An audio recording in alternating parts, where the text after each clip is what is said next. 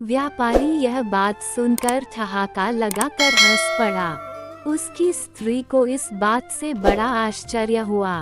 वह पूछने लगी, तुम अकारण ही क्यों हंस पड़े? व्यापारी ने कहा कि यह बात बताने की नहीं है, मैं सिर्फ ये कह सकता हूँ कि मैं बैल और गधे की बातें सुनकर हंसा हूँ।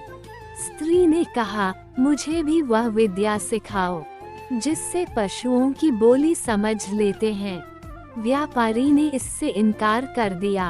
स्त्री बोली, आखिर तुम मुझे ये क्यों नहीं सिखाते? व्यापारी बोला, अगर मैंने तुझे यह विद्या सिखाए तो मैं जीवित नहीं रहूंगा। स्त्री ने कहा, तुम मुझे धोखा दे रहे हो। क्या वह आदमी जिसने तुझे ये सिखाया था, सिखाने के बाद मर गया? तुम कैसे मर जाओगे? तुम झूठ बोलते हो। कुछ भी हो, मैं तुमसे यह विद्या सीख कर ही रहूंगी। अगर तुम मुझे नहीं सिखाओगे तो मैं प्राण त्यज दूंगी। ये कहकर वह स्त्री घर में आ गई और अपनी कोठरी का दरवाजा बंद करके रात भर चिल्लाती और गाली गलौज करती रही। व्यापारी रात को तो सो गया, लेकिन दूसरे दिन भी वही हाल देखा तो स्त्री को समझाने लगा कि तू बेकार जिद करती है, यह विद्या तेरे सीखने योग्य नहीं है। स्त्री ने कहा कि जब तक तुम मुझे ये भेद नहीं बताओगे, मैं खाना पीना छोड़े रहूंगी और इसी प्रकार चिल्लाती रहूंगी। व्यापारी ने कहा कि अगर मैं तेरी मूर्खता की बात मान लूं, तो मैं अपनी जान से हाथ धो बैठूंगा। स्त्री ने कहा, मेरी बला से तुम जियो या मरो, लेकिन मैं तुमसे ये सीख कर ही रहूंगी कि पशुओं की बोली कैसे समझी जाती है। व्यापारी ने जब देखा कि यह महामूर्ख अपना हठ छोड़ ही नहीं रही है, तो उसने अपने और ससुराल के रिश्तेदारों को बुलाया कि वे उस स्त्री को अनुचित हठ छोड़ने के लिए समझाएं। उन लोगों ने भी उस मूर्ख को हर प्रकार समझाया, लेकिन वह अपनी जिद से न हटी। उसे इस बात की बिल्कुल चिंता न थी कि उसका पति मर जाएगा।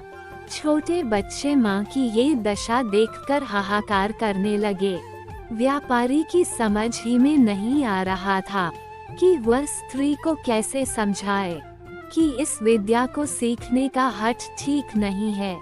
वह अजीब दुविधा में था, अगर मैं बताता हूँ तो मेरी जान जाती है और नहीं बताता तो स्त्री रो रो कर मर जाएगी। इसी उधेड़बुन में वह अपने घर के बाहर जा बैठा।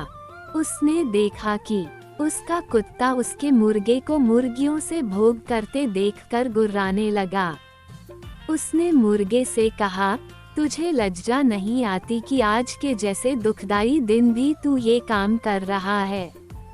मुर्गे ने कहा, आज ऐसी क्या बात हो गई है कि मैं आनंद न करूं? कुत्ता बोला, आज हमारा स्वामी अति चिंताकुल है।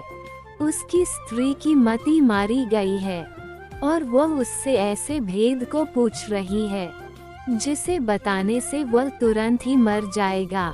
नहीं बताएगा तो स्त्री रो रो कर मर जाएगी। इसी से सारे लोग दुखी हैं और तेरे अतिरिक्त कोई ऐसा नहीं है जो स्त्री संभोग की बात भी सोचे। मुर्गा बोला, हमारा स्वामी मूर्ख है जो एक स्त्री का पति है और वह भी उसके अधीन नहीं है। मेरी तो 50 मुर्गियां हैं और सब मेरे अधीन हैं। अगर हमारा स्वामी एक काम करे तो उसका दुख अभी दूर हो जाएगा। कुत्ते ने पूछा कि स्वामी क्या करे कि उसकी मूर्ख स्त्री की समझ वापस आ जाए। मुर्गे ने कहा, हमारे स्वामी को चाहिए कि एक मजबूत डंडा लेकर उस कोठरी में जाए जहां उसकी स्त्री चीख चिल्ला रही है। दरवाजा अंदर से बंद कर ले और स्त्री की जम कर पिटाई करे। कुछ देर में स्त्री अपना हठ छोड़ देगी। मुर्गे की बात सुनकर व्यापारी ने उठकर एक मोटा डंडा लिया और उस कोठरी में गया जहां उसकी पत्नी चीख चिल्ला रही थी। दरवाजा अंदर से बंद करके व्यापारी ने स्त्री पर डंडे बरसाने शुरू कर दिए।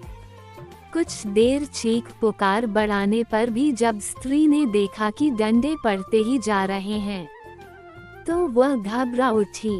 वह पति के पैरों पर गिरकर कहने लगी कि अब हाथ रोक ले, अब मैं कभी ऐसी जिद नहीं करूंगी।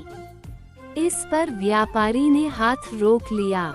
ये कहानी सुनाकर मंत्री ने शहरजाद से कहा कि अगर तुमने अपना हठ न छोड़ा तो मैं तुम्हें ऐसा ही दंड दूंगा जैसा व्यापारी ने अपनी स्त्री को दिया था। शहरजाद ने कहा, आपकी बातें अपनी जगह ठीक हैं, किंतु मैं किसी भी प्रकार अपना मंतव्य बदलना नहीं चाहती। अपनी इच्छा का औचित्य सिद्ध करने के लिए मुझे भी कई ऐतिहासिक घटनाएं और कथाएं मालूम हैं, लेकिन उन्हें कहना बेकार है। यदि आप मेरी कामना पूरी न करेंगे तो मैं आपसे पूछे बगैर स्वयं ही बादशाह की सेवा में पहुंच जाऊंगी। अब मंत्री विवश हो गया। उसे शहरजाद की बात माननी पड़ी। वह बादशाह के पास पहुंचा और अत्यंत शोक संतप्त स्वर में निवेदन करने लगा, मेरी पुत्री आपके साथ विवाह सूत्र में बंधना चाहती है। बादशाह को इस बात पर बड़ा आश्चर्य हुआ।